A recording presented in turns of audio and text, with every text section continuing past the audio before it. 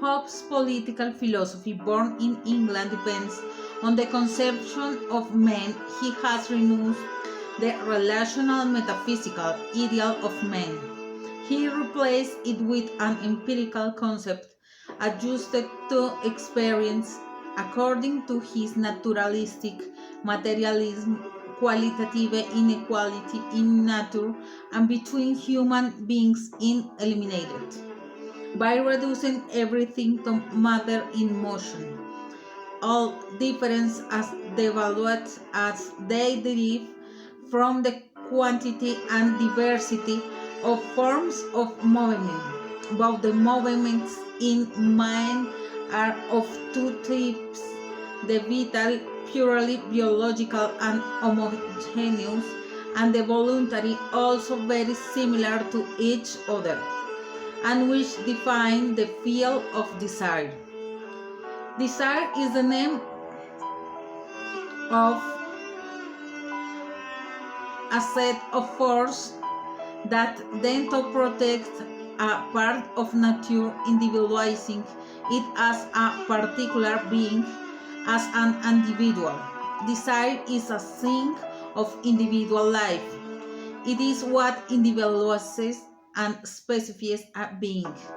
There is a perfect coincidence between the scope of desire and its objects, and the limits of the individual, of his body, of his life, of his identity.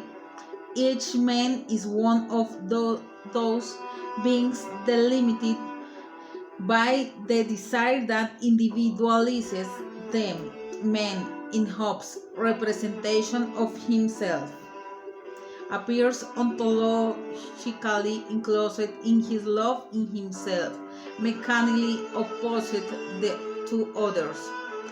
He is forever circumscribed to his desire to life, and therefore to the desire for power and expression of his independence and security.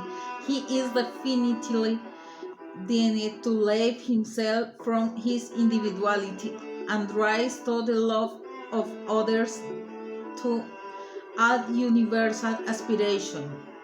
When, as it says in Leviathan, good and evil, virtue and vice, lost all objectivity, morality becomes must for the struggle for life.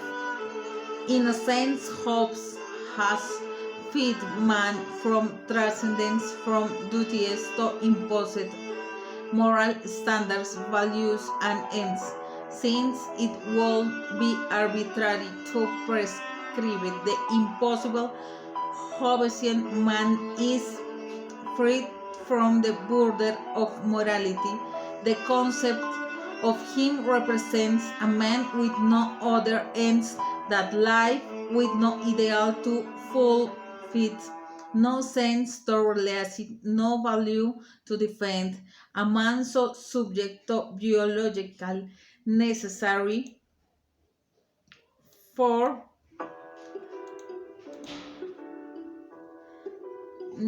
that he is freed even from the effects of his temptation to self-determine morally, to set goals and perfection to himself that transcendence. He dramatically free with that freedom that springs from his ontological loneliness.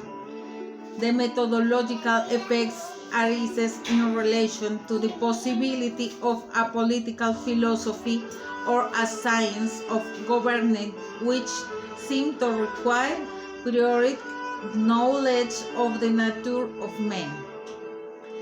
It is already difficult to know the rules of human behavior. By observation, we will hardly get to know a few exhaustively, but the world no have the right to generalize that experience and believe that they know the man. In addition, the behavior does not manifest the intention, it does not reveal the mean with which the cause of behaviors and attitudes are always hidden.